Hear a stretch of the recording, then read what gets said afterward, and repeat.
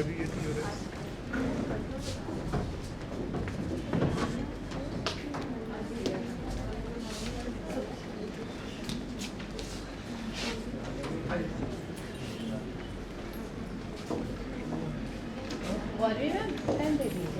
आपका काम हो जाए आइए।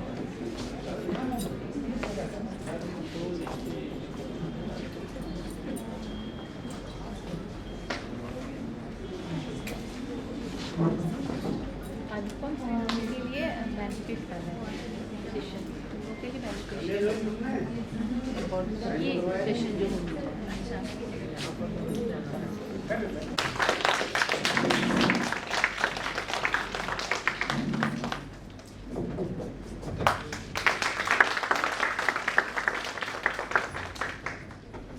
Thank you, sir. So without taking more about that, please start.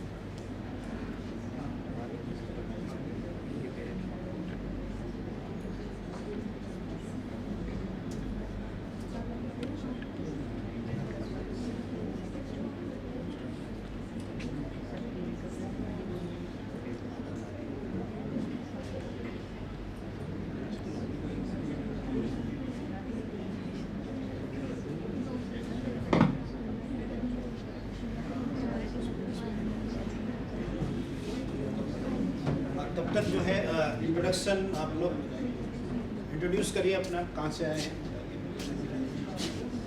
Cordless, you need cordless? My name is Aradhana Gupta. I'm a researcher scholar at the University of Gujarat, and I come from the Department of Management Studies. कुछ लोग बाहर के भी हैं। Hello everyone, my name is Brian and I'm a research scholar from Department of Management at the University of London. Sir, my name is Komal Verma and I'm doing PhD at the Deepdale University from Business Management. Good morning everyone. My name is Divya Tiwari. I am from Integral University, Lucknow, and I am from Business Management Department.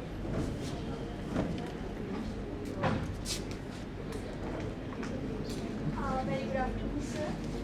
My name is Divyani Parikar. I am from Remedy University and Department of Education. आप PhD कर रहे हैं? I have completed recently. Thank you, sir. चलिए बाकी का अभी फिर बाद में इंट्रोडक्शन ले लेंगे। चलिए अच्छा ये बताइए सभी लोग हिंदी समझ लेते हैं? ठीक है, तो मेरे लिए आसान हो जाएगा। Brian का थोड़ा अच्छा ब्रायन, यार बस यही समस्या होती है, एक दो लोग जो है अब तुम्हारी वजह से मुझे 3 घंटे इंग्लिश बोलनी पड़ेगी। चलिए नहीं ऐसे ही होता है, कोई देखिए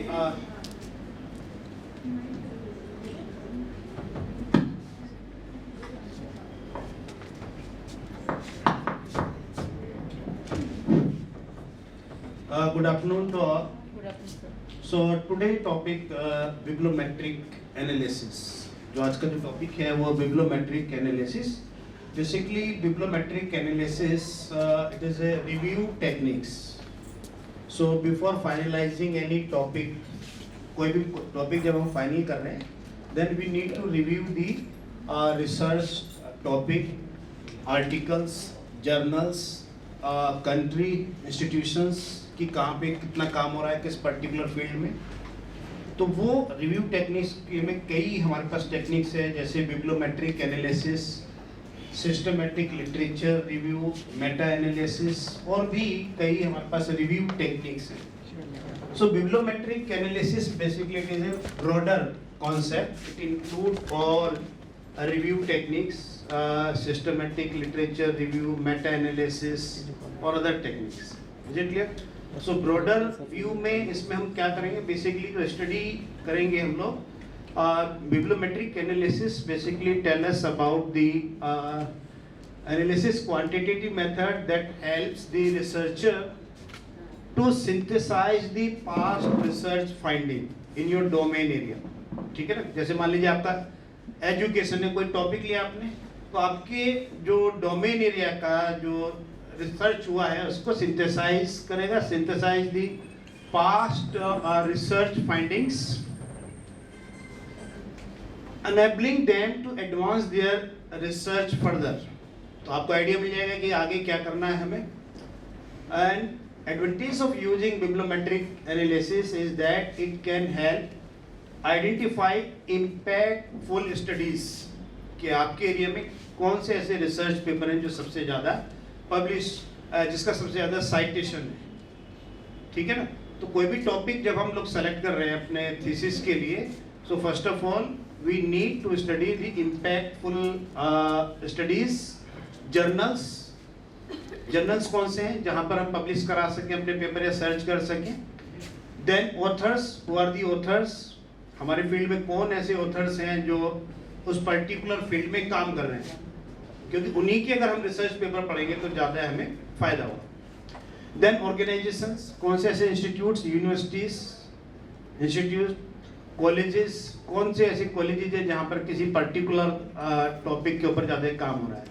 जैसे मान लीजिए AI एंड ML, ठीक है, इन फाइनेंस ये टॉपिक है, या AI and ML in marketing कितना यूज हो रहा है. तो कौन से ऐसे इंस्टीट्यूट्स हैं जो AI एंड ML, वो गवर्नमेंट इंस्टीट्यूट्स हैं, प्राइवेट यूनिवर्सिटीज़ हैं, कौन सी ऐसी यूनिवर्सिटीज़ हैं, इसका एक आइडिया मिल जाएगा. कौन से टॉप ऑथर्स, टॉप 20, 30, 40, 50 ऑथर्स कौन से हैं, उसका हमें आइडिया मिल जाएगा कि टॉप 20 जो लोग हैं वो AI and ML in marketing और फाइनेंस या HR, कोई भी डिसिप्लिन आपकी है, उसमें हमें आइडिया मिल जाएगा टॉप ऑथर्स का. ऑर्गेनाइजेशन एंड कंट्रीज, किस कंट्रीज में ज़्यादा काम हो रहा है ये भी हमें पता चल जाएगा कि किस कंट्री में AI के ऊपर ज़्यादा काम हो रहा है. इंडिया में हो रहा है, चाइना में हो रहा है, USA में हो रहा है. Top 10 countries, top 20 countries, top 50 countries, इस तरीके से लिस्ट हमारे पास आ जाएगी. तो bibliometric analysis basically it's a broader concept. ये कोई अभी रिसर्च पेपर का एनालिसिस नहीं कर रहे हैं, ये बात समझने की है. ये केवल आइडिया दे रहा है अबाउट द इम्पैक्टफुल स्टडीज कि these are the 10, 20, 40, 50 top research paper in your domain area. पहला तो ये बता रहा है केवल. अभी कोई हम इसके अंदर जाके कौन से वेरिएबल्स हैं, कौन सी थ्योरी यूज की है, इसकी भी हम बात ही नहीं कर रहे हैं. केवल एक ब्रॉडर हमें कॉन्सेप्ट दे रहा है बिब्लोमेट्रिक एनालिसिस में. Then journals, top journals, top 10, 20 journals कौन से हैं हमारे एरिया में जिसको हम पढ़ें, क्योंकि अभी हमने टॉपिक सेलेक्ट किया है तो हमें पता भी तो होना चाहिए कि कौन से ऐसे जर्नल्स हैं, top 10 journals, top 20 journal in my domain area, marketing, finance, HR, economics, education, कोई भी है. तो टॉप जर्नल्स अभी हमें पता ही नहीं है, PhD में एंट्री हो गई, हमें यही नहीं पता करना क्या है. तो ये फर्स्ट स्टेप है. First step is bibliometric analysis. Every student, चाहे वो किसी का भी हो, sociology, political science, economics, commerce, management, सबको करना ही है बिब्लोमेट्रिक एनालिसिस. पता तो चल जाए कि हमारे डोमेन एरिया में टॉप 10, 20 इम्पैक्टफुल स्टडीज कौन सी हैं, जर्नल्स कौन से हैं, कौन से जर्नल्स हैं. जर्नल्स का आइडिया दे रहा है. ABDC लिस्टेड जर्नल्स हैं, Q1, QT, कौन से ऐसे जर्नल्स हैं जो हमारे most impactful journals. Then authors की मैंने बता ही दिया आपको, जिनके जितने ज़्यादा साइटेशन होंगे रिसर्च पेपर का वो ज़्यादा इम्पैक्टफुल ऑथर होगा, citation. Then organization means institutions या यूनिवर्सिटीज, पब्लिक प्राइवेट दोनों हो सकती हैं। ऐसी countries over time from large volume of bibliometric materials, और इसके बाद जो है bibliometric analysis also helps in identifying research trends in various disciplines। अभी रिसर्च ट्रेंड क्या चल रहा है, हर चीज में AI डाल दो, चाहे जरूरत है या नहीं है AI, ठीक है ना, हर चीज में AI। अब करना क्या है, क्या करेगा, ये भी कुछ पता नहीं, सब हवा हवा ही है। वो आपकी फील्ड का है या नहीं है आपको पता भी नहीं है, वो कंप्यूटर का है, इंफॉर्मेशन टेक्नोलॉजी का है, लेकिन हम संस्कृत में भी डाल रहे हैं, हिंदी में भी डालना चाह रहे हैं उसको, मैथमेटिक्स में भी डालना चाह रहे हैं, हर जगह जो है AI, मैनेजमेंट कॉमर्स। तो अभी आप देखेंगे कि सारे काल में अभी टॉपिक अगर हम ले लें पिछले 2-3 साल का, तो उसमें देखेंगे हर ज़्यादातर टॉपिक जो बच्चे सेलेक्ट कर रहे हैं उसमें AI एंड ML का यूज ज़्यादा हो रहा है। उनको लग रहा है कि जो है ये ज़्यादा इम्पैक्टफुल हमारी स्टडी होंगी, ठीक है। तो जो ट्रेंड है वो हमें पता चल जाएगा पिछले लास्ट 10 ईयर्स में किस पर्टिकुलर टॉपिक के ऊपर ज़्यादा काम हुआ है। हो सकता है कभी पहले ग्रीन मार्केटिंग पे ज़्यादा काम हुआ है, इको फ्रेंडली प्रोडक्ट्स पे ज़्यादा हुआ हो, या फिनटेक पर ज़्यादा हुआ हो काम। तो ट्रेंड का हमें पता चल जाएगा कि इस पर्टिकुलर टॉपिक में ग्रोथ है या नहीं है। तो लास्ट 5 ईयर्स का, 10 ईयर्स का, 15 ईयर्स का उस पर्टिकुलर टॉपिक में कितनी ग्रोथ हो रही है। हो सकता है 2015 में 10 पेपर आए हों AI पर, आज हो सकता है 700, 800, 1000, इस तरीके से ग्रोथ। तो वो ग्रोथ भी हमें अपने डोमेन एरिया में पता चल जाएगा कि ये वैल्यू, इसके लिए लिटरेचर अवेलेबल है या नहीं। कई बार टॉपिक सेलेक्ट कर लेते हैं, पता चलता है कि लिटरेचर रिसर्च पेपर अवेलेबल नहीं है, ठीक है ना। तो ऐसा अब हम कहते हैं भाई ये कहाँ से लाया, इसका कोई साइटेशन रिसर्च पेपर दिखाओ, वो खाली हाथ बैठा हुआ, उसका पेपर ही नहीं है कि सर उसमें पेपर ही नहीं मिले। अरे भाई पेपर नहीं मिले क्यों एंट्री की, पहले उसका थोड़ा सा आइडिया ले लेते हैं। अगर आपकी जिस टॉपिक के ऊपर मैं काम कर रहा हूँ क्या इस पे एनफ लिटरेचर रिव्यू हो जाएगा या नहीं। तो कई बार ये आता है कि पेपर नहीं मिलते, तो इसलिए बिब्लियोमेट्रिक एनालिसिस जरूरी है। इसमें हमें क्या पता चल जाएगा कि जो trend in various discipline, discipline कोई भी हो सकता है, medical discipline, engineering, management, commerce, economics, सभी का इसमें हमें आइडिया मिल जाएगा। AI मतलब पाई चार्ट भी बना देगा वो, पाई चार्ट पे कि AI ML पे सबसे ज़्यादा 25%, 20% research, computer science and engineering, 10% medical, मतलब हो हर जगह रहा है, ऐसा नहीं मेडिकल वाले नहीं कर रहे, वो भी कर रहे हैं, मैनेजमेंट, कॉमर्स। तो पाई चार्ट में आपको पता चल जाएगा कि AI ML पे किस किस डिसिप्लिन का कितना काम हो रहा है और हम लोग कितना काम कर रहे हैं, वो भी हमें बिब्लियोमेट्रिक एनालिसिस से एक आइडिया मिलेगा। फिर मैं कह रहा हूँ कि AI बिब्लियोमेट्रिक एनालिसिस में कोई हम बहुत अभी माइनर उसका वो इवेल्युएट नहीं कर रहे हैं, एक अभी ब्रॉडर चीज़ें देख रहे हैं कि हाँ ये चीज़ें होती हैं। अभी किसी रिसर्च पेपर की स्टडी भी इसमें नहीं करते हैं हम, क्या लिखा है, कौन से इसमें थ्योरी यूज़ किया है, ठीक है, उसके वेरिएबल्स क्या है, मेथोडोलॉजी क्या है, उसकी हम बात ही नहीं करते इसमें। ये तो केवल बता रहा है आपको impactful studies, journals, authors, organisations, countries, 5 चीज़ों के बारे में बता रहा है ब्रॉडर, ठीक है। इसके बाद जो है bibliometric analysis is gaining popularity since it has reduced study duplication and biases, helping the researcher define the concept and setting the work। तो डुप्लीकेशन आपको पता चल जाएगा कि जिस पे आप काम कर रहे हैं कि क्या उस पे पहले काम हुआ है या नहीं। अब देखिए बिब्लियोमेट्रिक analysis, the literature present in the data set can be divided in thematic clusters using quantitative measures, but interpretation of these clusters would require qualitative analysis। दो चीजें जुड़ी यहाँ पे, क्वांटिटेटिव और क्वालिटेटिव, कि आप इसको बिब्लियोमेट्रिक एनालिसिस को क्वांटिटेटिव टेक्निक कहेंगे या क्वालिटेटिव।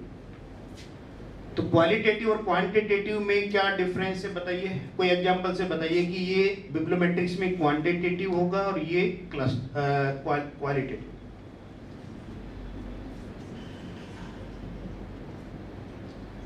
ये क्वांटिटेटिव क्वालिटेटिव से मतलब क्या समझ रहे हैं आप? नंबर ऑफ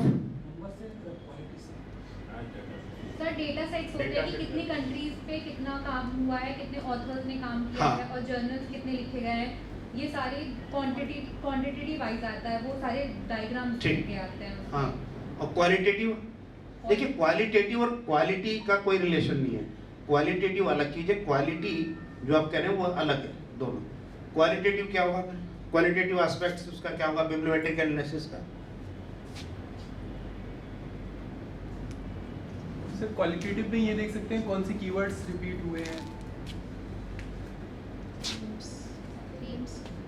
हाँ थीम, ठीक नहीं, बात सही है। क्वालिटेटिव में हम क्या करेंगे, जैसे कीवर्ड्स हो गया या टाइटल्स हो गए, टॉपिक जिसे हम कह रहे हैं, किसी भी उसका टॉपिक है कि जैसे 5-6 टॉपिक्स हैं और वो जो 4 या 5 टॉपिक्स हैं उनको क्लब करके एक नया नाम दे दिया है, ठीक है। या कीवर्ड्स भी हैं, कीवर्ड्स एक आसान वो रहेगा वर्ड, कीवर्ड्स, उस कीवर्ड का एक नया नाम दे दिया हमने, एक्सप्लोरेटरी फॉर्म कह सकते हो। तो उसका क्या किया हमने कि मान लीजिए हम स्टडीज कर रहे हैं 100 रिसर्च पेपर्स की, तो उसको डिवाइड क्लस्टर्स में कर देगा, 5 और 6 क्लस्टर्स, कि इस क्लस्टर का नाम digital marketing, artificial intelligence, data mining, या कुछ इस तरीके के अलग अलग क्लस्टर की वो जो रिसर्च पेपर आए हैं वो उनसे रिलेटेड हैं सारे के सारे, तो उनका एक कॉमन नेम दे दिया। जैसे डिजिटल मार्केटिंग से रिलेटेड, जैसे सोशल मीडिया मार्केटिंग और इस तरीके की कई टॉपिक होंगे, तो उसको हम क्लब करके एक नया नाम दे देंगे कि डिजिटल मार्केटिंग, कि हाँ ये सारे रिसर्च पेपर जो है डिजिटल मार्केटिंग के बारे में बता रहा है। तो थीम डेवलप मीन्स जो वर्ड है, कीवर्ड्स हो या टाइटल्स, टॉपिक्स, उससे हमें आइडिया मिल जाए तो थीम वो डेवलप हम कर सकते हैं।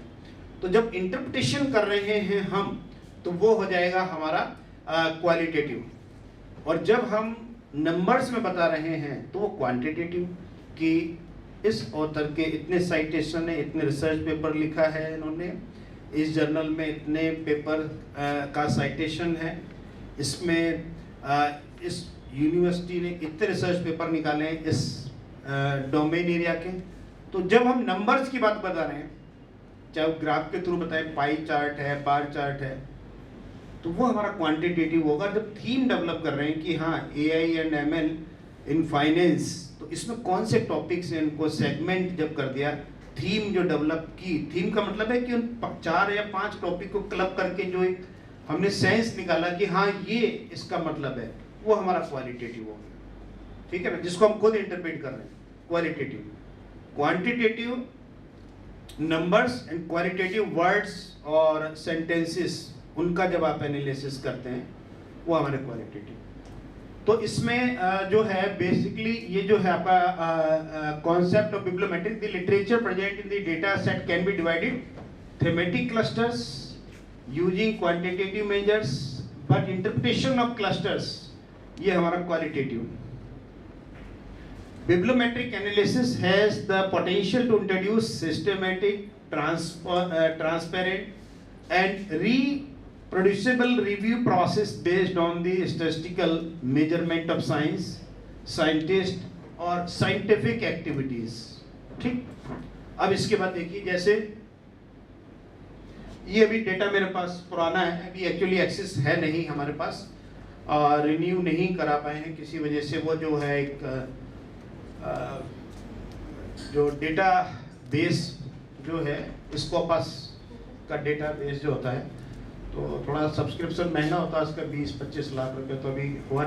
तो उससे क्या होता है कि हम वो सर्च कर लेते हैं, फाइल एक आएगी, वो बता दूंगा मैं कैसे करते हैं क्या है, ठीक है। तो उससे मैंने कुछ महीने पहले निकाला था। तो टॉपिक मान लीजिए इसमें AI and ML, artificial intelligence and machine learning से रिलेटेड कोई टॉपिक है, वो मैंने इसमें टाइप किया।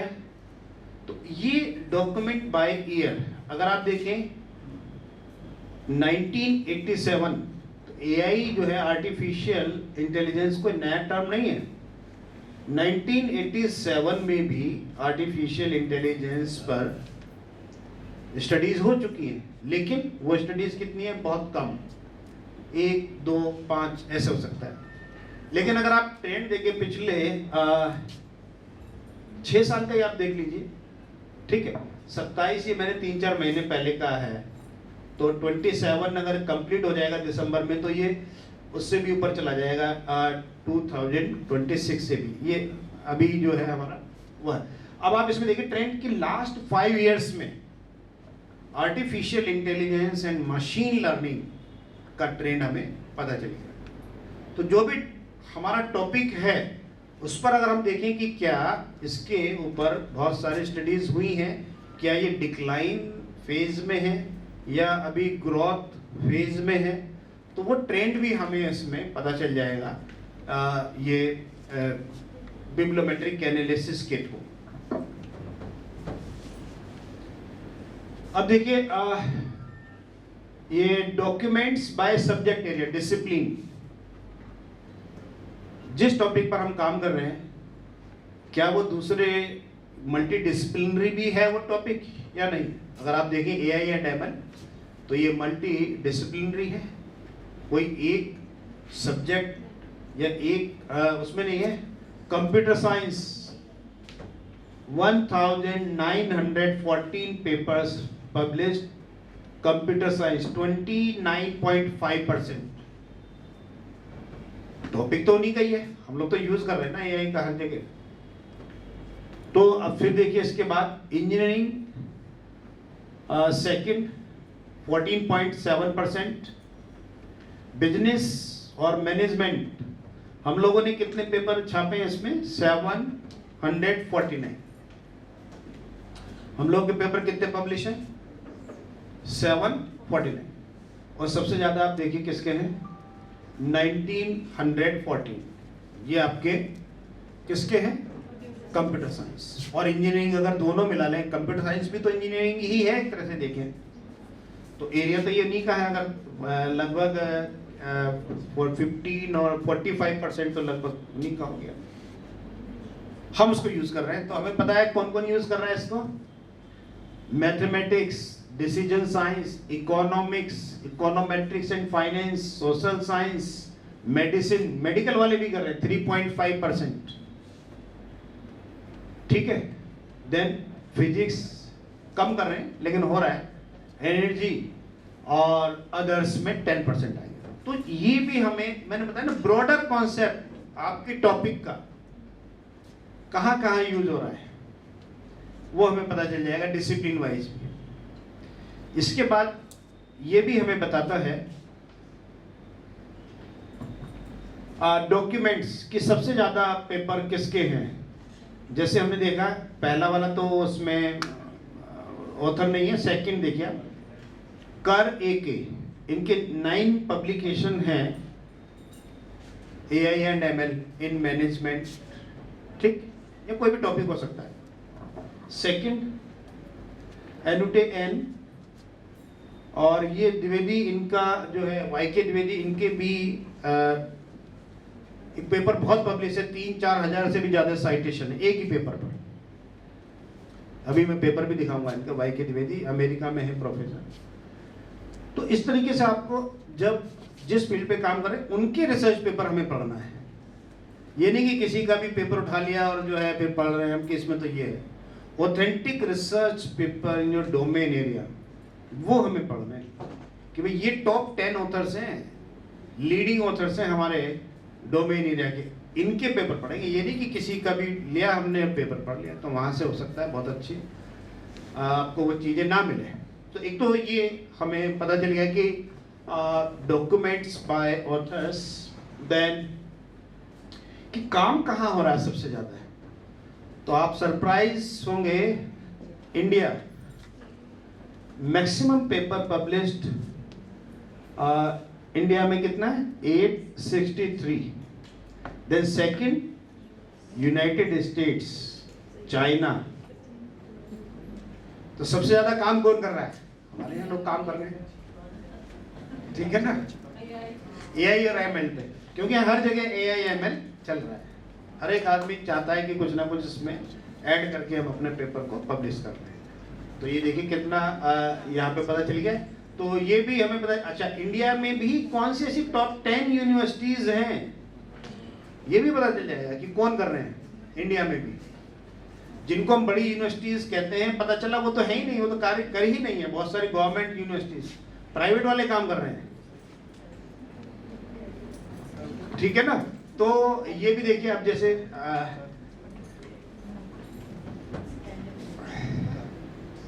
अभी देखिए कौन कर रहा है भाई यहाँ पे इंडिया में काम? Lovely professional university, MIT university, symbiosis, Lucknow university है।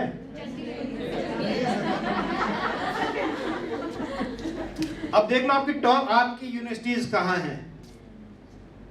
हम लोग क्या कर रहे हैं वो देखिए। इंडिया में भी कौन सी गवर्नमेंट, IIT वाले भी कहाँ हैं, IIM वाले कहाँ हैं बताइए? सब हवा हवा ही है। तो ये आपने जो अपने बनाया हुआ है कि भाई IIT IIM में या कोई और बड़ी जो सेंट्रल या बड़ी यूनिवर्सिटी जब वहाँ बड़ा अच्छा काम हो रहा है, वो आपको यहाँ से पता चलेगा कि भाई आपके तो पेपर पब्लिश है ही नहीं।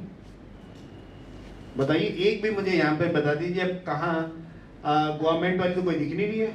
सिम्बायोसिस भी नहीं है, Chandigarh university, graphic era Dehradun वाली है, SRM, ये सारी यूनिवर्सिटीज आप बताइए कहाँ है? चितकारा है, SRM, VIT, क्राइस्ट यूनिवर्सिटी, सब प्राइवेट है। तो ये भी एक हमें पता चल जाता है काम कहाँ हो रहा है। हमें पता तो चलना चाहिए हमारे डोमेन एरिया में काम कौन कर रहा है।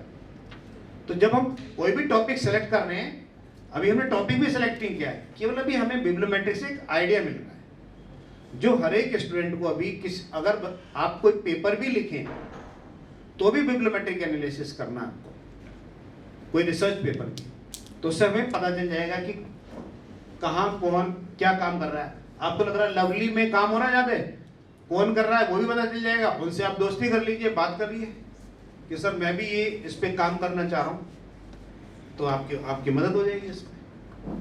तो ये हमें आइडिया मिल जाएगा कि कहाँ कौन क्या कर रहे हैं। और टॉप 10 ऑथर्स, 20 ऑथर्स वो भी आ जाएंगे, उनके नाम भी आ जाएंगे कि कौन ऐसे टॉप 20 ऑथर्स हैं, 25 ऑथर्स हैं, 30 ऑथर्स हैं, 50 ऑथर्स हैं, सबके नाम आ जाएंगे। उनसे हम कांटेक्ट कर सकते हैं। अभी ये पता नहीं है ना हमें कि हम काम कर रहे हैं, क्या कर रहे हैं, पता ही नहीं है, डायरेक्शन ही नहीं पता है। तो डायरेक्शन तो बिब्लियोमेट्रिक एनालिसिस से आपको पता चल जाएगा, एक बात मिल जाएगा कि आपको कैसे कैसे कैसे आगे जाना बढ़ना है।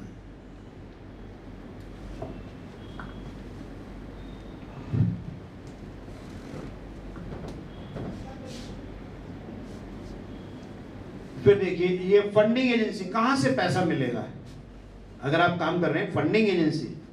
So national natural science foundation of China, national science foundation, European regional development. अगर फंडिंग एजेंसी की बात करें तो मुझे लग रहा है यहाँ पर इंडिया में तो कोई ऐसी फंडिंग एजेंसी नहीं है जो काम करने के लिए आपको जो है फंड दे रही है कि भाई आप काम करिए इस प्रोजेक्ट पे, हम आपको पैसा दे रहे हैं। तो इसलिए ज़्यादा अच्छी क्वालिटी की रिसर्च। तो ये भी हमें पता चल जाएगा कि फंडिंग एजेंसीज कौन सी है, कहाँ से हम इस पर्टिकुलर टॉपिक के लिए पैसा लेकर आए, ये भी हमें पता चला। किससे? Bibliometric analysis. Then documents per year by sources. Sources अलग अलग, जैसे lecture notes in network and systems, lecture notes in computers communication, और कुछ जो है कॉन्फ्रेंस की प्रोसीडिंग्स हैं। मतलब बहुत सारे डॉक्यूमेंट्स, अलग अलग सोर्सेज आपके हो सकते हैं डॉक्यूमेंट्स के, ये भी आइडिया हमें मिल सकता है। Now the bibliometric analysis can be divided into two parts. One is the performance analysis और दूसरा है इसमें नेटवर्क एनालिसिस, है ना, नेटवर्क भी कह सकते हैं मेन टेक्निक। Performance analysis. और अब जो भी पेपर आपको पब्लिश करना है बिब्लियोमेट्रिक एनालिसिस पे, ठीक है, तो आप क्या कर सकते हैं, टोटल पब्लिकेशंस के बारे में बता सकते हैं, then number of contribution authors, sole authored publications, co-authored publications, citation, total citation, average citation, ये भी हम फाइंड कर सकते हैं, कोलैबोरेशन इंडेक्स, कोलैबोरेशन कोफिशिएंट्स, ये कुछ इंडिकेटर्स हैं जो हम फाइंड कर सकते हैं। Then science mapping, citation analysis, citation analysis में relationship among publications, most influential publications, co-citation analysis, bibliographic coupling, co-word analysis, co-authorship analysis. तो ये हम एनालिसिस अपने रिसर्च पेपर्स में कर सकते हैं। अगर हमें कोई रिसर्च पेपर पब्लिश करना है बिब्लियोमेट्रिक एनालिसिस पर, तो कैसे करें, क्या क्या चीजें ये निकालते हैं, तो ये मैं एक पेपर भी दिखा देता हूँ अभी आपको।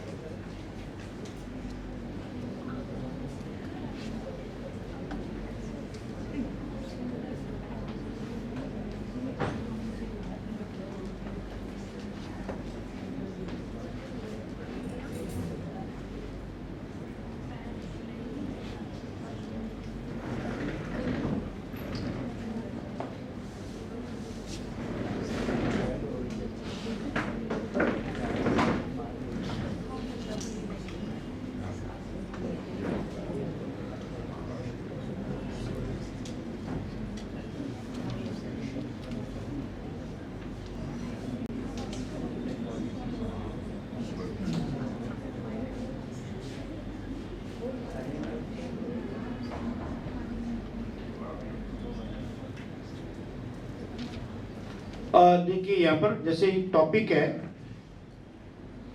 Artificial intelligence and machine learning in finance. Topic पहले आप देखिए, artificial intelligence and machine learning in finance. आप मार्केटिंग भी लिख सकते हैं, एचआर भी लिख सकते हैं, कुछ भी ऐसे करके कर सकते हैं। Identifying foundations, themes and research clusters from bibliometric analysis. ठीक है, ये आपका पेपर लिखा है। अब इसमें देखिए, पहला इसमें दो सॉफ्टवेयर यूज होंगे। पहला, you need to develop create file. आपको एक फाइल क्रिएट करनी है, एक्सेल की फॉर्म में हो सकती है वो .csv। वो database, online database Scopus, web of science. Scopus में सबसे ज्यादा ऑथेंटिक है, मोर देन 50,000 रिसर्च पेपर्स आपको मिलेंगे उसमें। And web of science 25,000 research paper के आसपास है। ठीक है, एक ही डेटाबेस बहुत है। बात समझ में आ रहा है ना? मैं जो देखता हूं प्रेजेंटेशन जब बच्चे देते हैं, स्कोपस से भी ले लिया डेटा, वेब ऑफ साइंस से भी ले लिया, गूगल स्कॉलर से भी ले लिया, और भी जगह से। अब उनसे पूछो जरा, इनकी फाइल क्लब करके बनाओ जरा, फाइल मर्ज ही नहीं कर पाओगे। लेकिन वो सोचते गुरुजी को पता नहीं है। पता तो हमें सब रहता है, चुपचाप रहते हैं, वो अलग बात है। लेकिन बच्चे जो बड़ा मैनिपुलेट करते हैं, वो ना करें। क्या करें, एक ही डेटाबेस आप दिखाइए, बहुत अच्छा इंप्रेशन नहीं पड़ता। आप सोच रहे हैं कि स्कोपस से भी लिया मैंने, वेब ऑफ साइंस से भी लिया, यहां से 3-3, 4-4 सोर्स डेटाबेस बता दिए कि बहुत अच्छा मेरा वो हो जाएगा पेपर, या वो ऐसा कुछ नहीं है। आप एक ही डेटाबेस स्कोपस डेटाबेस सफिशिएंट। अगर ये नहीं है, वेब ऑफ साइंस, ठीक है ना, वेब ऑफ साइंस भी ऑथेंटिक है, गूगल स्कॉलर से ना लें, वो ऑथेंटिक नहीं है तो ना। तो दो डेटाबेस जो मैं बता रहा हूं आपको, जो Scopus and web of science database, ये बेस्ट है, यहां से ही आप लीजिए। अच्छा, हम बात कर रहे थे पेपर फाइल, इसकी देखिए। तो इसमें सबसे पहले हम करते क्या हैं, फर्स्ट ऑफ ऑल सबसे पहले क्या करा हमने, सर्च क्राइटेरिया, और सर्च इंजन क्या है यहाँ पर, स्कोपस। स्कोपस सर्च इंजन है। हमने उसमें एक टर्म डाला, जब सर्च करते हैं AI, आर्टिफिशियल इंटेलिजेंस और मशीन लर्निंग और डेटा माइनिंग और डेटा साइंस और एल्गोरिदम, मतलब जितने भी टर्म यूज हो रहे हैं AI से रिलेटेड, जैसे AI, इसका फुल फॉर्म भी लिख दिया हमने। हो सकता है वो AI को ही सर्च करे और आर्टिफिशियल इंटेलिजेंस को सर्च ना करे, तो आर्टिफिशियल इंटेलिजेंस भी हम लिख देंगे उसमें, कि जिससे अगर किसी ने AI ना लिखा हो, आर्टिफिशियल इंटेलिजेंस ही लिखा हो अपने रिसर्च पेपर में, तो वो उसको भी सर्च करके लिया है। तो जितने भी permutation combinations, data mining, data signing, तो जब इन्होंने ऐसे किया तो टोटल डॉक्यूमेंट्स कितने आ गए इनके पास, 11,357 related to AI and machine learning in finance. मैंने जो टाइप किया था मशीन लर्निंग, AI और फाइनेंस भी हमने इसमें नाम जोड़ दिया। ये देखिए, फाइनेंस और ये star management, business management, accounting, ये भी डाल दिया। फिर इसको बात क्या किया इन्होंने, सर्च किया only articles, conference paper and reviews. इसमें एक्सट्रैक्ट होकर हमारे पास कितना आ गया पेपर, 2011। अभी हमें सारे पेपर्स की स्टडी नहीं करना है, अभी तो केवल हम उसको एक्सट्रैक्ट कर रहे हैं जो हमारे काम की चीजें हैं। फिर इसके बाद इन्होंने फिर फिल्टर लगाया इसमें। तो इसके बाद जो फाइनली हमारे पास फिल्टर लगाने के बाद कि ABDC में भी मुझे केवल A कैटेगरी, B कैटेगरी के जर्नल चाहिए, तो फाइनली जर्नल्स जो रिसर्च पेपर आए वो आपके पास आ गए 283। तो ये रिसर्च पेपर जो 11,000 की हम बात कर रहे थे, वो सारे हमारे काम के नहीं है, ओनली 283 पेपर्स। और जरूरी कि 283 पेपर्स ही सारे, हो सकता है 40-50 रिसर्च पेपर ही, तो लेकिन ये अगर 40, 50, 60, 100 पेपर्स हैं तो फिर हमें बिल्कुल सही डायरेक्शन मिल जाएगा। हम लोग क्या टॉपिक सेलेक्ट कर रहे हैं, कहीं एक भी रिसर्च पेपर, अभी हम कहें बच्चे से कि यार 20 रिसर्च पेपर दिखा दे मुझे तो अपने इस टॉपिक के, कि सर मिल ही नहीं रहे। भाई मिलेंगे जब आप प्रॉपर एक वो करेंगे, साइंटिफिक अप्रोच लेके चलेंगे, तभी तो मिलेंगे। भाई गूगल पे आप कुछ भी टाइप कर दोगे इतने पेपर नहीं मिलेंगे। गूगल भी सर्च इंजन है हमारा, वो सर्च करके थोड़ी दे देगा सारे पेपर आपको, कुछ ही पेपर दे पाएगा वो। उसके लिए अलग से उन्होंने ऑनलाइन डेटाबेस बनाया हुआ है भाई, जिसके 20 लाख 25 लाख रुपए चार्ज करती है वो स्कोपस या बड़े जो डेटाबेस वाले लोग हैं, तो उसकी अलग से वो है। तो कहने का मतलब है कि जैसे रिसर्च पेपर में 283, now the trend publication of AI ML in AI very, ये जो है ना बहुत पुराना टर्म है, 1986 में पेपर छप चुका है AI का। कोई सोच रहा हो AI बिल्कुल नया टर्म है, अभी 2, 4, 5 साल से ज्यादा काम हो रहा है इस पर, ये बात सही है, लेकिन AI आर्टिफिशियल इंटेलिजेंस 1986 अभी देखिए ट्रेंड, और 2000 पुराना पेपर है एक्चुअली, और 2020 60 पेपर, और 21 चूंकि पूरा कंप्लीट नहीं हुआ था, हो सकता है इससे ज्यादा। तो अगर आप देखें पिछले 8-10 साल में तो ग्रोथ बढ़ रही है। इसके बाद top authors, total citation, total publication, TP means TP total publication, TC total citation, PAN WT, one publication and total citation 950. इनके रिसर्च पेपर को 950 लोगों ने जो रिसर्च पेपर लिखा है उन्होंने इनका नाम दिया है कि कुछ चीजें हमने इस रिसर्च पेपर से ली है। अगर आपका काम बहुत अच्छा है, क्वालिटी वाला, ज्यादा लोग आपके काम को साइट करेंगे तो इसका मतलब है कि आपका वो किसके ऊपर डिपेंड करेगा, साइटेशन के ऊपर। जिसका ज्यादा होगा उसका साइटेशन ज्यादा होगा एक ही पेपर का। फिर SR दास, इनके 2 रिसर्च पेपर हैं एंड टोटल साइटेशन 638। हम लोग तो 10-20 पेपर लिखने के बाद 600 सारे मिलके हो जाएं 800 1000, बड़े खुश हो जाते हैं।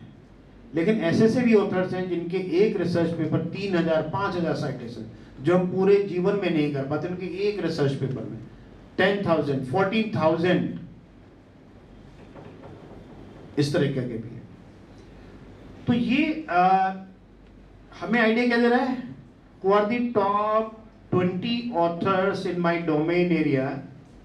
So who are the top 20 authors? PAN WT, Das, SR, Chen, MY, Ravi, तो राघव, इसमें अपने इंडियन भी काफी मिलेंगे आपको, रविशंकर। ये अलग बात है कि वो इंडिया में काम नहीं कर रहे, बाहर की फॉरेन यूनिवर्सिटीज में ज्यादातर लोग हैं।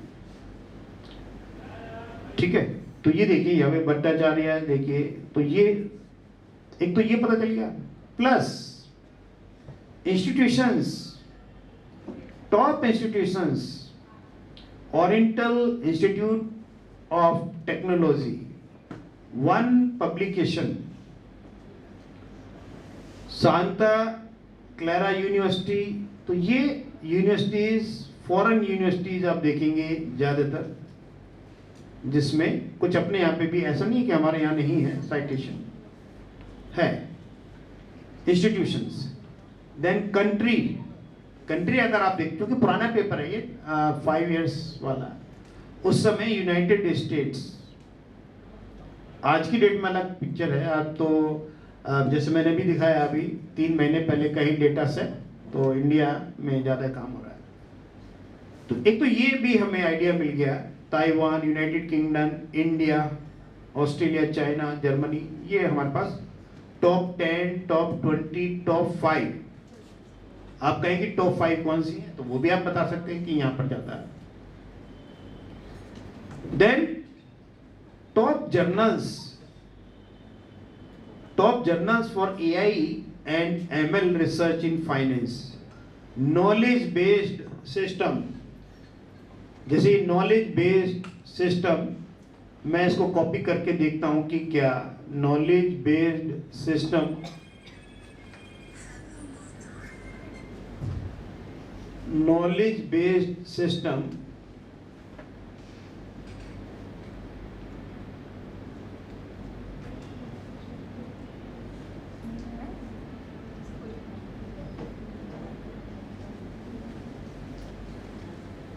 ये देखिए, जर्नल्स, नॉलेज बेस्ड सिस्टम।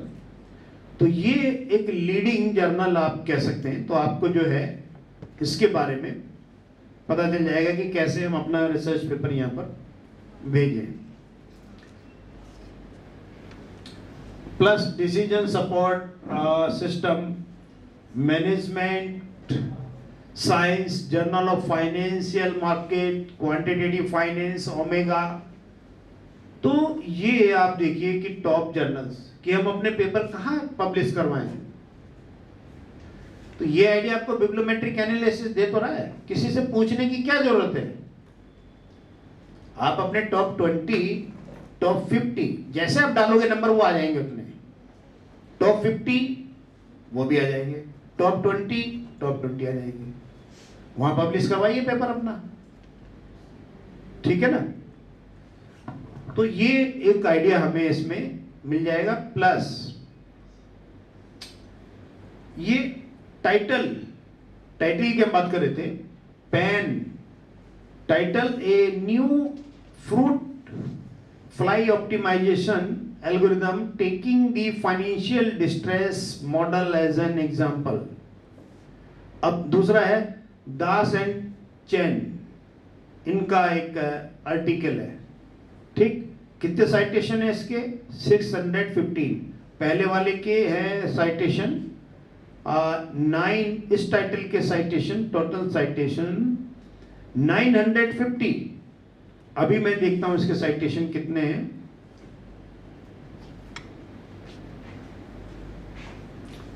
2148, क्योंकि 5 साल पुराना डेटा था ना मेरे पास वो।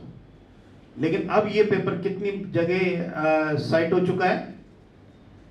2048। और आपका डोमेन यही है, तो आप चाहें तो इस रिसर्च पेपर को डाउनलोड भी कर सकते हैं। टॉप 20, टॉप 50 रिसर्च पेपर जो आपके एरिया के हैं, या टॉप 100, उनको आप डाउनलोड भी कर सकते हैं, ठीक है ना। तो एक तो ये हमें आइडिया मिला। दूसरा देखिए, तो ये भी हमें पता चल जाएगा कि कौन से ऐसे पेपर से ज्यादा साइट हो रहे हैं। Then local citation and global citation. So what is the difference between the local citation and global citation? दो टर्म है अलग अलग, लोकल साइटेशन और ग्लोबल साइटेशन। बताओ, बोलो। लोकल साइटेशन और ग्लोबल साइटेशन में क्या डिफरेंस है? सर लोकल शायद जो डोमेस्टिकली साइट करते हैं पेपर्स में, और ग्लोबल जो ग्लोबल लेवल पे करते हैं, इंटरनेशनल लेवल पे साइटेड होते हैं। बताओ भैया आप पीछे। सर अगर कंट्री से बाहर साइट किया जा रहा है तो वो ग्लोबल हो जाएगा, और लोकल उसी कंट्री में उसी कंट्री में या उसी डिस्ट्रिक्ट में, या क्या लोकल का क्या मतलब? उसी कंट्री में। या फिर सर इंस्टीट्यूट भी हो सकता है। देखिए, मान लीजिए एक थ्योरी है कोई भी, ठीक है, और वो थ्योरी जो डेवलप हुई है वो हुई है साइकोलॉजी डिसिप्लिन से, ठीक है। साइकोलॉजी में बहुत सारी थ्योरीज हुई हैं, और सोशियोलॉजी में भी बहुत सारी थ्योरी हुई है। इंडिविजुअल की जो थ्योरी हुई है जितनी भी, चाहे वो लर्निंग, मोटिवेशन, एटीट्यूड, वो सब साइकोलॉजी की थ्योरी है। और ग्रुप की जितनी भी है वो सोशियोलॉजी से आई है सारी थ्योरीज। मान लीजिए सोशियोलॉजी में या साइकोलॉजी में जहां से वो थ्योरी डेवलप हुई है, वो एक डिसिप्लिन है। अगर उसी डिसिप्लिन में उसी थ्योरी को यूज कर रहे हैं तो लोकल साइटेशन, अगर आप मैनेजमेंट वाले भी उसको हम साइट कर रहे हैं तो वो ग्लोबल। इसका कहीं फिजिकल बाउंड्री से कोई मतलब नहीं, डोमेन से रिलेटेड है, ठीक है ना। लोकल साइटेशन का और जो ग्लोबल साइटेशन का डोमेन। तो जैसे एआई में मान लो कंप्यूटर साइंस का है, तो लोकल साइटेशन ज्यादा बड़ा होगा कि ग्लोबल, या टोटल साइटेशन? बताओ। ग्लोबल ही होगा भाई, वो उसको भी इंक्लूड कर रहा है, उसके अलावा भी जो है हमारे अलग अलग डिसिप्लिन में यूज हो रहे हैं वो भी। तो लोकल साइटेशन और ग्लोबल साइटेशन भी हम इसमें दे सकते हैं। अब ये देखिए, इसके बाद ये तो हमें आइडिया मिल गया। अच्छा, इसी रिसर्च पेपर को मैं देखूं कितने लोगों ने ये, इसका साइटेशन भी देख लूं मैं इस रिसर्च पेपर का। आर्टिफिशियल इंटेलिजेंस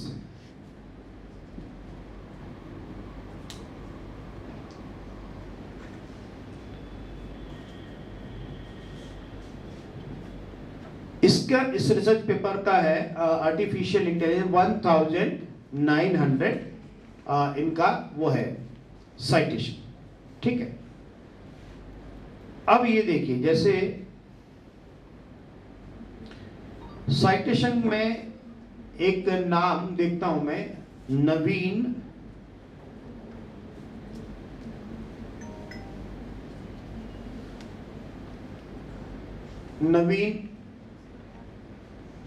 दोनथु, क्या है जो भी इसका प्रोनाउंसिएशन निकाले आप, नवीन दोनथु, इंडियन है ये, कितने साइटेशन है भाई साहब इनके? 74,625 74,625,000। बताइए, आप खुश हो रहे हो 1,000 साइटेशन होंगे, 2,000, 3,000? 3,000 तो है ही नहीं किसी के यहाँ, हम बता रहे हैं। यूनिवर्सिटी लखनऊ प्रोफेसरों को छोड़ के स्टूडेंट के तो किसी के नहीं है 3,000। कुछ प्रोफेसर हैं हमारे यहाँ जिनके हैं 3,000 से ऊपर।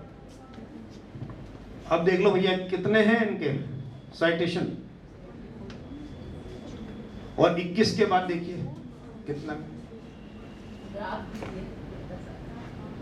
तो कहने का मतलब है, आप खुश हो रहे हो कि आप बहुत बढ़िया काम कर रहे हो, बाहर निकल के देखो जरा भाई कितना काम हो रहा है, तभी तो पता चलेगा ना आपको लोकल कितना काम है और बाहर।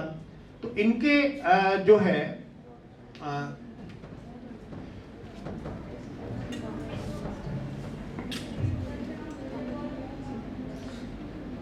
देखिए, एक research paper, how to conduct bibliometric analysis, an overview and guideline, ये पेपर कितने लोगों ने साइट किया?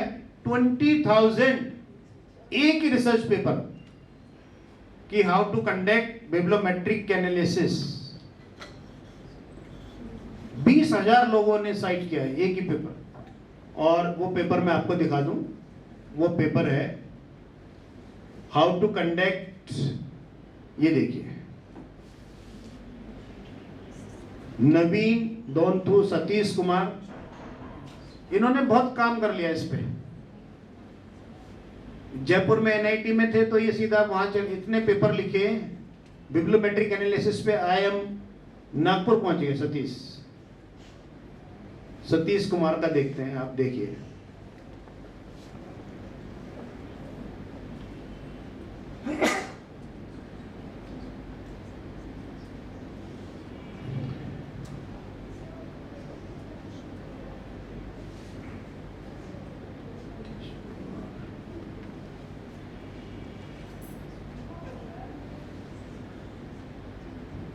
नहीं, ये वाला सतीश नहीं, दूसरा।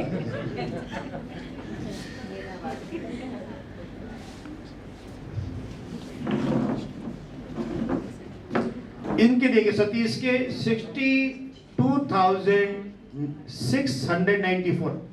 चलिए, नवीन तो यूएसए में है पिछले 35-40 साल से, लेकिन ये इंडिया में देखिए आप कितने पेपर होगा इनके, 60। और बहुत ज्यादा, सबसे बड़ी बात ये है, अभी 5-6 साल पहले तक कोई नहीं जानता था ना बिब्लियोमेट्रिक एनालिसिस, सिस्टमैटिक लिटरेचर में। इन्होंने यहाँ पे इसको थोड़ा सा, मतलब पिछले 5 सालों में साइटेशन देखिए इनके 60,000, और पिछले 20 साल से काम कर रहा है अगला आदमी। उससे पहले 2000 ही पब्लिक 2000 ही थे बस citation. Sir, I have a question. इतने जल्दी पीरियड में citation तक बढ़ कैसे जाए? वही तो मैं बता रहा हूँ ना, ट्रेंड आप देखिए, बिब्लियोमेट्रिक्स पे जो काम हो रहा है पिछले 4-5 साल में, इतनी अवेयरनेस आ गई है, हर बच्चा चाह रहा है कि मैं बिब्लियोमेट्रिक एनालिसिस पे पेपर लिखूं। अब पेपर लिखूं तो फिर इनको वो पेपर पढ़ना पड़ेगा, how to conduct bibliometric analysis, फिर उनको साइट भी करना पड़ेगा बिब्लियोमेट्रिक एनालिसिस, इसलिए जो है वो उनके पेपर पब्लिश हो गए। भाई पहले कितने लोगों ने बिब्लियोमेट्रिक एनालिसिस पे काम करते थे, लेकिन आप बच्चे इस तरीके से काम कर रहे हैं, बिब्लियोमेट्रिक एनालिसिस भी कर रहे हैं, सिस्टमैटिक लिटरेचर भी कर रहे हैं, मेटा एनालिसिस भी कर रहे हैं, और दूसरी रिव्यू टेक्निक भी कर रहे हैं। पहले आइडिया ही नहीं था। तो ये पिछले 4-5 साल पहले का मैं आपको ट्रेंड बता रहा हूं। 60,000 कोई इमेजिन नहीं कर सकता है। अच्छा, और बिब्लियोमेट्रिक एनालिसिस कुछ है ही नहीं। जो मेरा एरिया है, मैं अभी सतीश से कहूं कि भाई तुझे पढ़ा नहीं पाएगा, मेरा एरिया बिब्लियोमेट्रिक एनालिसिस नहीं है, क्वांटिटेटिव का है, ठीक है। और हो सकता है हमको लोग ना जानते हो उतने, क्योंकि हमारा वो मार्केट जो, अब आप देखिए 60,000, तो 60,000 कोई इंडिया के लोग थोड़े होंगे, पूरे वर्ल्ड में। और केवल बिब्लियोमेट्रिक एनालिसिस, यही तो चीज बताया उसने कि टॉप ऑथर्स कौन से हैं, टॉप इंस्टीट्यूशंस कौन से हैं, टॉप ऑर्गेनाइजेशंस कौन से हैं, टॉप साइटेशन, रिसर्च पेपर, बस इसी में ही देख लीजिए आप। ट्रेंड के बारे में बता रहा है, बस केवल ट्रेंड के बारे में बताया इन्होंने कि भाई ये होता है, ये जानना है। उसी में उसने मास्टरी, अपनी जो एक्सपर्टीज है वो हासिल कर ली। ठीक है ना, देख लीजिए 60,000, और ये कोई बहुत पुराना वो नहीं है। अगर आपको बिब्लियोमेट्रिक एनालिसिस करना है तो फिर आपको इनके पेपर्स ये देखिए, financial literacy, systematic review and bibliometric, फिर literature review, independent studies in business and guidelines, guide advancing theory practice through. तो बिब्लियोमेट्रिक एनालिसिस से अगर रिलेटेड आपको पेपर लिखना है तो आपको ये पेपर पढ़ना पड़ेगा। नवीन दंतु के आपको पढ़ना पड़ेगा, मतलब जो टॉप एनालिसिस कर रहे हैं बिब्लियोमेट्रिक एनालिसिस पे काम कर रहे हैं। तो इन्होंने अपने डोमेन एरिया ही बिब्लियोमेट्रिक एनालिसिस बना लिया है। ठीक है ना, कोई स्पेसिफिक वो नहीं बनाया इन्होंने कि मैनेजमेंट में, कॉमर्स में, जनरल बिब्लियोमेट्रिक एनालिसिस। उसको एजुकेशन वाले भी यूज करो, साइकोलॉजी भी यूज करो, जो है दूसरे डिसिप्लिन के भी यूज करें।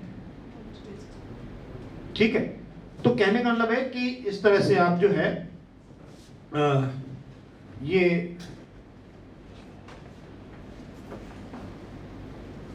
हालांकि इन्होंने, हमने एक दो जगह लेक्चर दिया है साथ साथ, तो खैर, तो ये हम बता रहे हैं आपको कि जो बिब्लियोमेट्रिक एनालिसिस से रिलेटेड अगर आपको कोई पेपर लिखना है तो इस तरह से आप ये कर सकते हैं। देन मैं बात कर रहा था कि आर्टिफिशियल मशीन लर्निंग, एक तो ये हमें ग्लोबल और टोटल साइटेशन की हम बात कर रहे थे, ये हमें आइडिया यहाँ से मिल जाएगा। और ये है आपका नेटवर्क डायग्राम। ठीक है, इसी तरीके से आप पेपर लिख सकते हैं, bibliometric analysis of research on social passiveness, question from 1994 to 20। ठीक है, चलिए अब इसके लिए जो सॉफ्टवेयर है मैं अब आ जाता हूं। ये तो हो गया आपका थ्योरेटिकल, अब करना कैसे है, इसको हैंड्स ऑन कैसे करना है वो अब हम देखते हैं। इसके लिए रिक्वायरमेंट होगी आपके पास, first of all you need Scopus database. जैसे मैं आपको बता दूं कि लखनऊ यूनिवर्सिटी, जैसे लखनऊ यूनिवर्सिटी, जनरली जो यूनिवर्सिटीज हैं या आईएम वगैरह में भी आप जा सकते हैं अगर आपको एक्सेस मिल जाए, या कोई आपका फ्रेंड भी है, आप उनको बता दो कि यार मुझे इसकी फाइल चाहिए। एक्चुअली ये डेटाबेस क्या करेगा, एक आपको एक्सेल शीट दे देगा जिसमें 20,000, 30,000, 10,000 आर्टिकल्स की डिटेल होगी। ये देखिए, जैसे लखनऊ यूनिवर्सिटी में अभी हमारा चल नहीं रहा है, ये एक्सपायर हो गया, नहीं तो मैं इस पे हैंड्स ऑन भी बता देता आपको कैसे करना है। ये library, cyber library, then online database, then you go and select Scopus. हमने स्कोपस का सब्सक्रिप्शन किया है, अभी हमारा ये चल नहीं रहा है। ठीक है, ये आपके पास पासवर्ड है,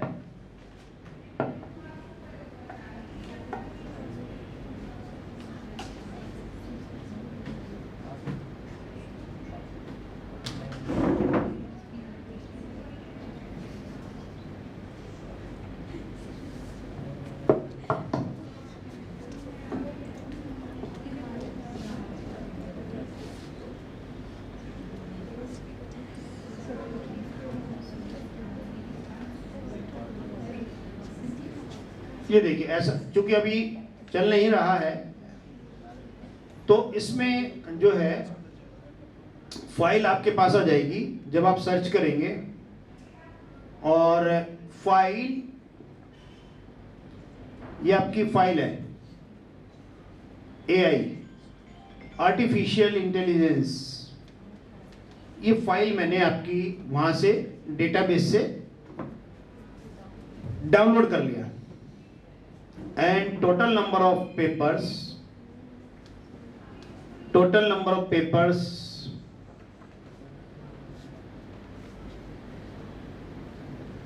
टोटल डॉक्यूमेंट्स 2981, ठीक है ना। जो भी मैंने आपको पिक्चर बना के दिखाया था वो उसी का था, फाइल सेम है। समझ में आ गया। अब इसके बाद देखिए, now we need to create the network diagram. Network diagram basically tell us relationship between the two authors, two countries, two organizations, किसका किसके साथ कोलैबोरेशन है, ठीक है। ये आपका नेटवर्क डायग्राम। पहला तो क्वांटिटेटिव टर्म हो गया, second is qualitative. The top 3 articles, A new fruit fly optimization algorithm, second article variable precision rough set theory, the effect of feature selection on financial distress.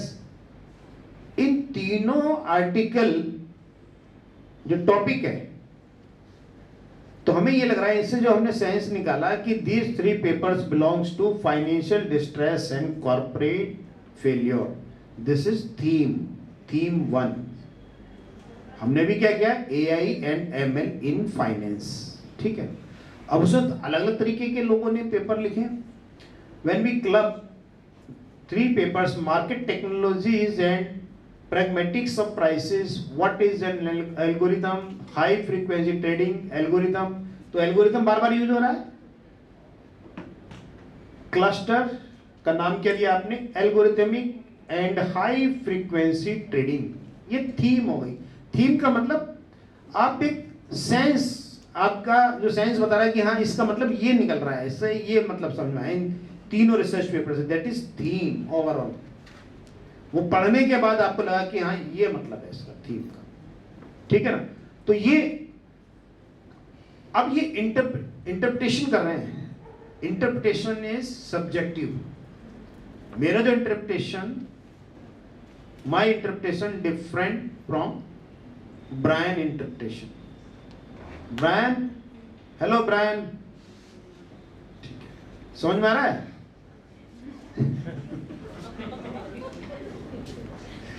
चलिए, तो कहने का मतलब है कि इंटरप्रिटेशन इट इज सब्जेक्टिविटी होगी इसमें, ये क्वालिटेटिव नेचर का हो गया। कुछ कहना चाह रहे हो, बोलो। क्या?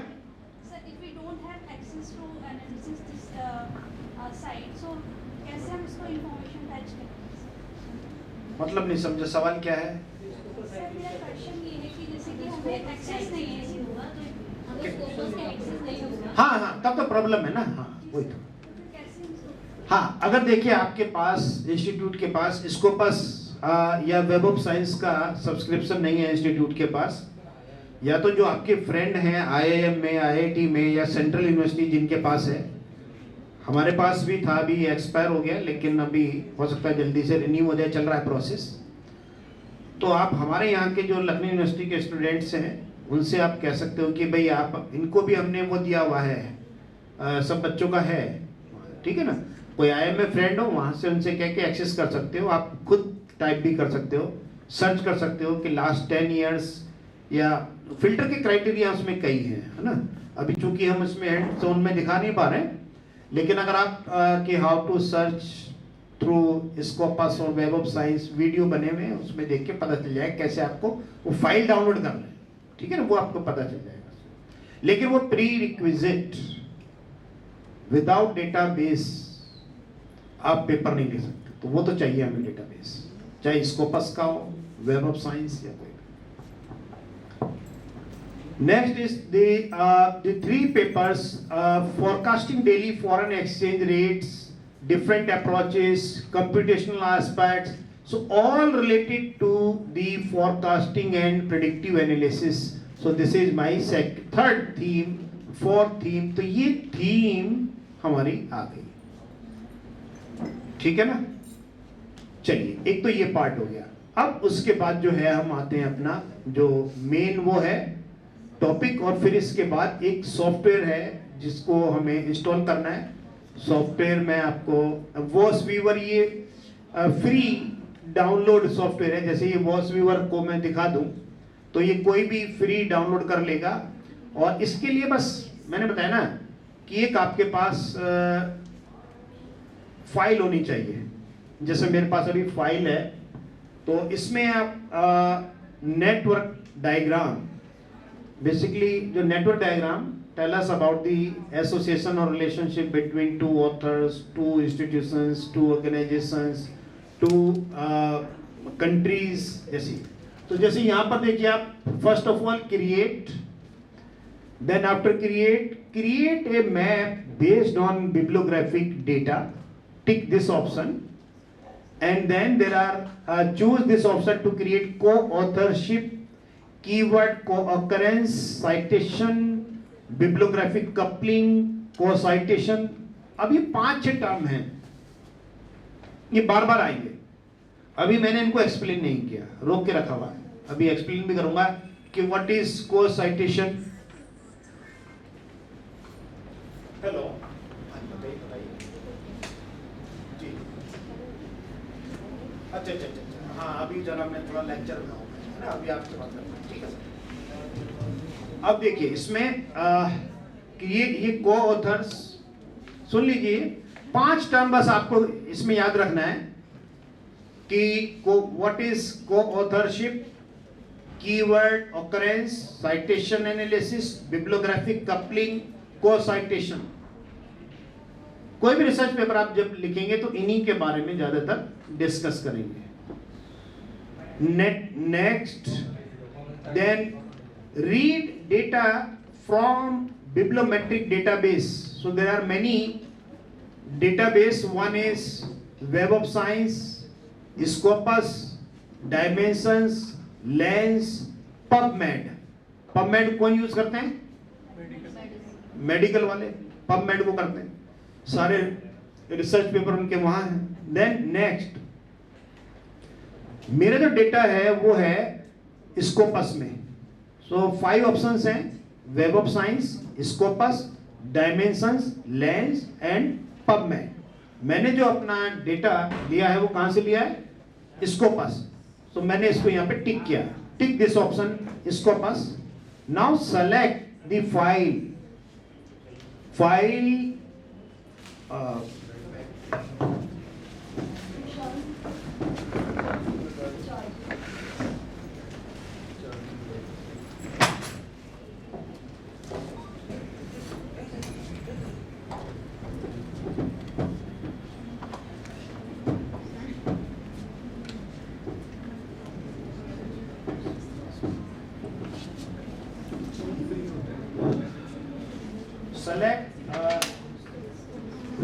select file, my folder desktop। देखिए मेरा फोल्डर डेस्कटॉप पर है, and bibliometric analysis, and file name is AI। इधर से file name AI, and then next,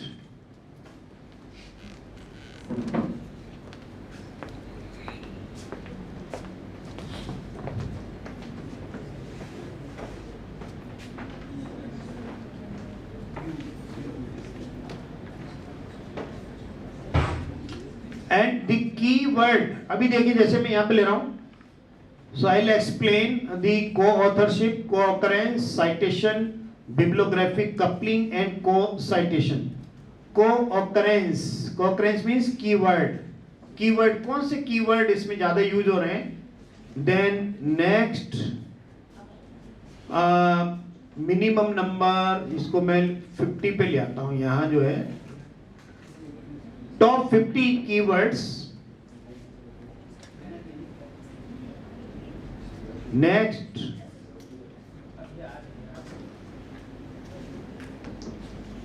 ये देखिए, now you can see the words, कौन कौन से वर्ड्स यूज हो रहे हैं। देखिए, artificial intelligence, machine learning, learning systems, machine learning, commerce, consumer behaviour, decision making, then marketing और न्यूरल नेटवर्क,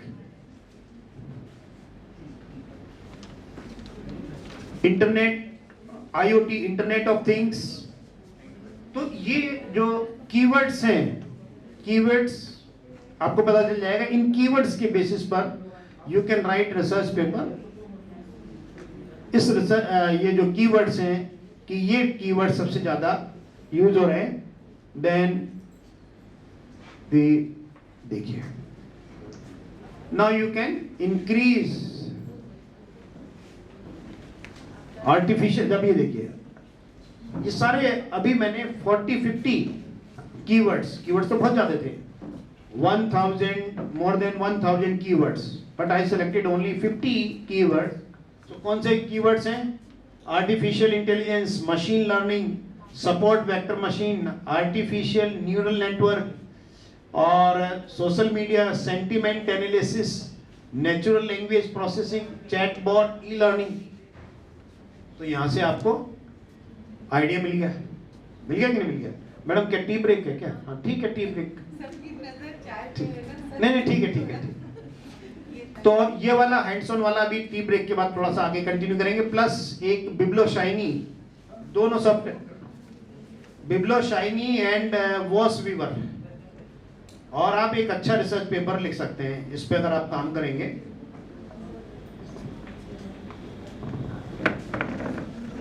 वो भी हम डिस्कस करेंगे कि कैसे पेपर लिखना है, इस पे क्या क्या चीजें चाहिए।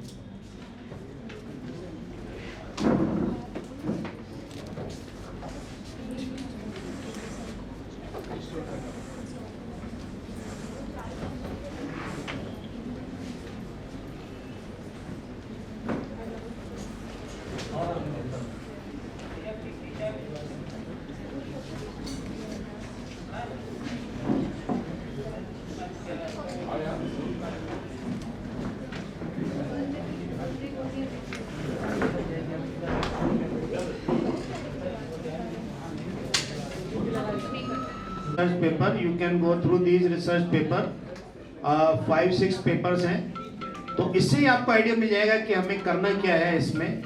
Now we were discussing about the software VOS Weaver.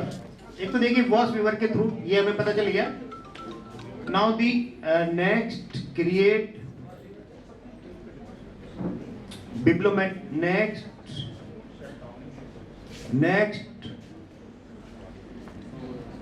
अब ये देखिए को ऑथरशिप, अलग अलग चीजें हैं हमारे पास।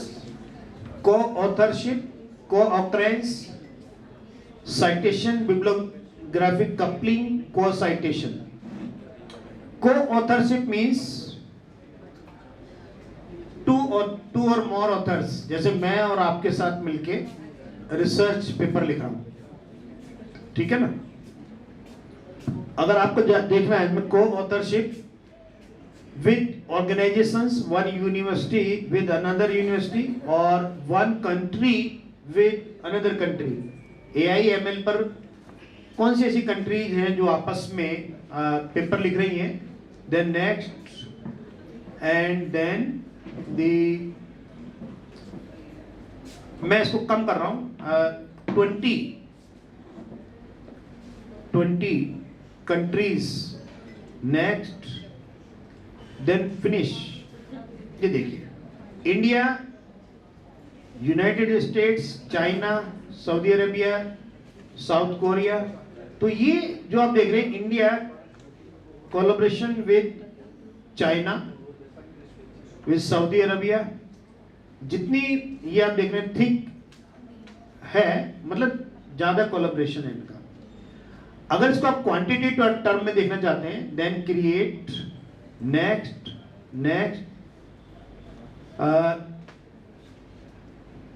कंट्रीज, या मैं कंट्रीज की जगह बात करता हूं ऑर्गेनाइजेशंस, या ऑथर्स भी ले सकते हैं। नेक्स्ट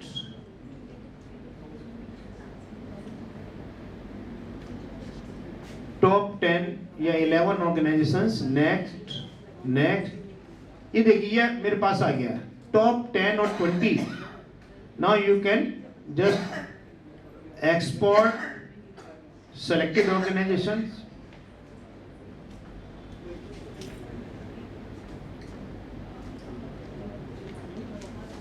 ORG,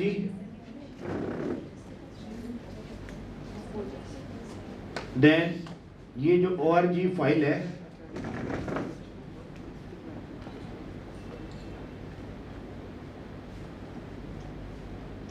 org, इसको कंट्रोल ए,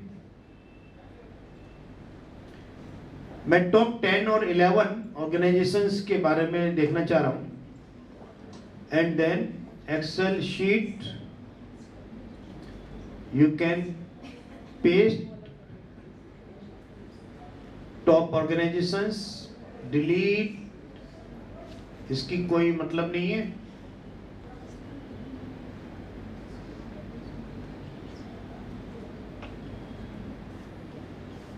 अभी देखिए टॉप 10 की अगर हम बात कर रहे थे तो इस तरह से हम लोग कि first MAT Noida, total publications 28 and total citation 239. तो यहाँ पर आप क्या लिख सकते हैं, TP TC, TP total publication and then total citation, और यहाँ आप लिख सकते हैं यूनिवर्सिटीज या इंस्टीट्यूशंस. ठीक है, इसको अभी आपको वो भी करना पड़ेगा, थोड़ा सा सुंदर भी बनाना पड़ेगा. जैसे कैपिटल में ये ले लें आप एमएटी ए करके कुछ, तो ये टेबल आप वहाँ पे बता सकते हैं कि देखिए एआई एंड एमएल पे टॉप जो हमारे इंस्टीट्यूशंस हैं, MAT, Chandigarh university, Chitkara, Christ, Google, Lovely, Sharda, SRM, ये आप बता सकते हैं आपके एरिया में जो काम हो रहा है. ठीक है, तो ये कहाँ से मिली हमें फाइल, ये मिली फाइल हमें यहाँ से.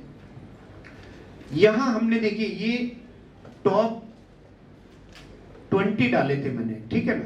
तो इसमें आप टॉप 50 या टॉप 100 भी डाल सकते हैं. नेक्स्ट, जैसे कुछ हमें करना है, ये हो गया को-ऑथरशिप. साइटेशन, ऑथर्स, सबसे ज्यादा साइटेशन किसके हैं, है ना. देन नेक्स्ट, इसमें जो है ऑथर्स की जगह हम वो ले लेते हैं डॉक्यूमेंट्स, मतलब कौन सा पेपर ज्यादा साइट हो रहा है.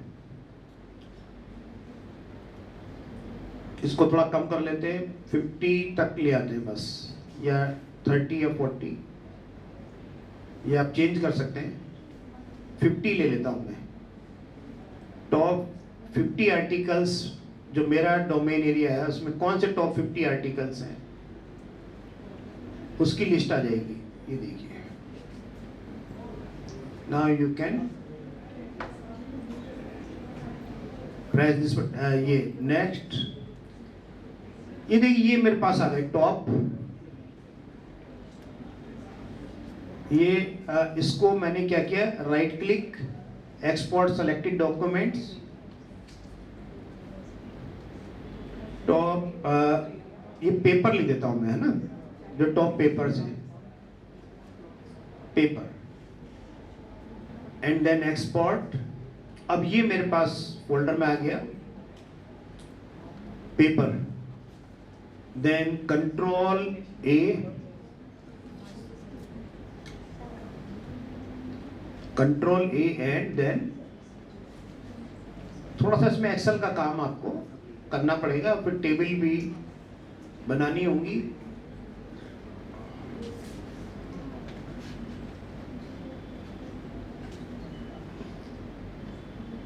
ये आपके पास जैसे ये द्विवेदी का आ गया, शहाब, मेरेनी, समाला, अलग अलग चीजें हमारे पास जो है. टॉप 50 मैंने कहा था, तो टॉप 50 ऑथर्स कौन से हैं वो. और मैं यहाँ पे इसको लिमिट भी कर सकता हूँ. देखिए यहाँ पे टॉप 50 की जगह, जैसे ये बैक जा रहा हूँ मैं, बैक जाके यहाँ मैंने 50 किया था, 50 की जगह इसको मैं 20 अगर मैं कर लूँ, कि इसको बढ़ा देता हूँ, इसको इंक्रीज करेंगे तो जो थ्रेशोल्ड है हमारा 20 पे आ जाएगा.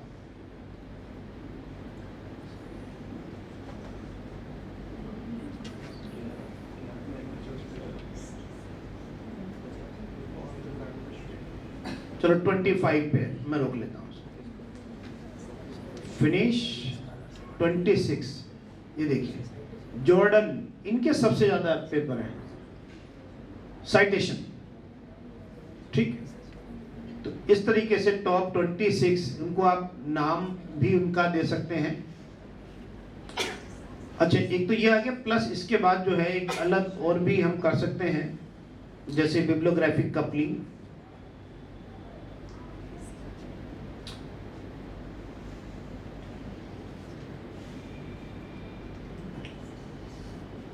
ये 5 चीजें आपको ज्यादातर दिखानी पड़ेंगी: साइटेशन एनालिसिस, को citation analysis, bibliographic coupling, co-word analysis. Coward analysis का मतलब है कीवर्ड, कौन से ऐसे टॉप 50 कीवर्ड्स हैं जो हमारे डोमेन एरिया में जिस पे ज्यादा काम हो रहा है, वो आपको पता चल जाएगा। को authorship, relationship between 2 authors, 2 countries, और ये जो रिलेशनशिप है ऑथर्स के बीच में है, एक कंट्री से दूसरे कंट्री, एक यूनिवर्सिटी से दूसरी यूनिवर्सिटीज, वो भी हम पता लगा सकते हैं इससे। साइटेशन एनालिसिस तो हमने कर ही लिया। जैसे साइटेशन एनालिसिस में जॉर्डन, इनकी 8000, जैसे आप ये देखें जॉर्डन की 8000 साइटेशन है पेपर इनके, और इसको गूगल पे भी आप सर्च कर सकते हैं, जॉर्डन। नहीं, ये तो कुछ और आ गया, ठीक है। वो अगर उनका पेपर डालेंगे जॉर्डन का, ठीक है, तो वो आपका पेपर आ जाएगा, ठीक है। पूरी इंफॉर्मेशन डालनी पड़ेगी इसमें। अब इसमें देखिए शॉर्ट साइज भी करके, अब जैसे ये आप देख रहे हैं डॉक्यूमेंट्स, अभी मैंने 50 डॉक्यूमेंट्स लिए हैं। इसको आप जो है असेंडिंग या डिसेंडिंग ऑर्डर में भी कस्टम सॉर्ट सेलेक्ट करके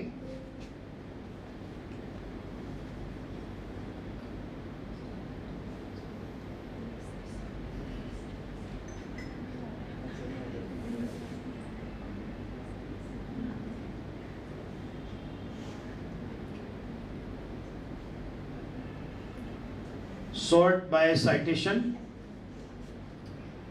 largest to smallest, and then okay। तो ये देखिए पहले नंबर पे जॉर्डन के हैं पेपर्स, साइटेशन 8000, दूसरा द्विवेदी 3200, डोमिंगोस 2450। तो इस तरीके से हमें पता चल जाएगा कि टॉप 10 20 कौन लोग हैं जिनके साइटेशन है। ये भी हम पब्लिश कर सकते हैं। तो बहुत सारी चीज़ें हैं इसमें करने के लिए, आज ज़्यादा समय ना लेते हुए इसे हम यहीं कर लेते हैं कंप्लीट। लेकिन इससे पहले पर छोटी सी चीज़ और बता दूं कि को साइटेशन और ये जो है आपका बिब्लियोग्राफिक कपलिंग में क्या अंतर है, इसको भी हम समझ लें।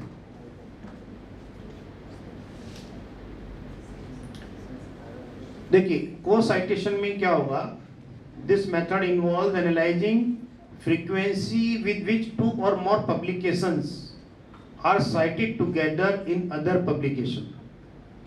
को साइटेशन में मान लीजिए आपका डोमेन एरिया एजुकेशन है, आप और आप दोनों टॉप ऑथर हैं अपनी फील्ड के, मैं आपके दोनों को, आप दोनों कॉम्पिटिटर्स हैं, मैं आपके पेपर का भी साइट कर रहा हूं, आपको भी कर रहा हूं, तो ये होगा को citation analysis.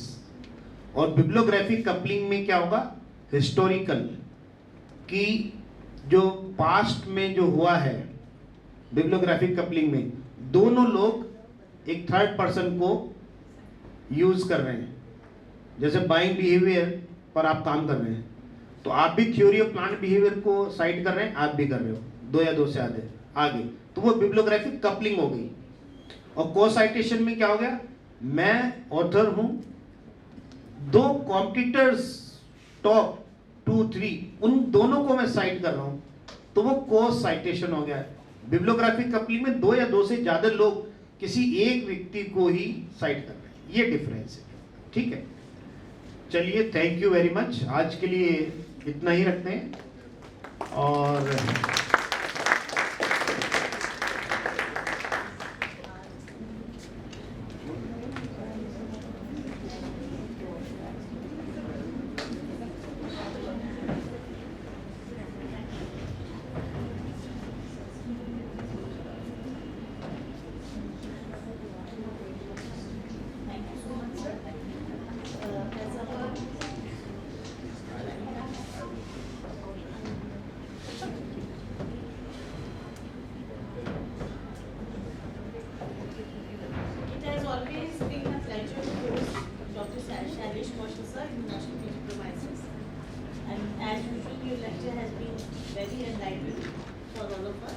Now I will request Dr. Shani Lamar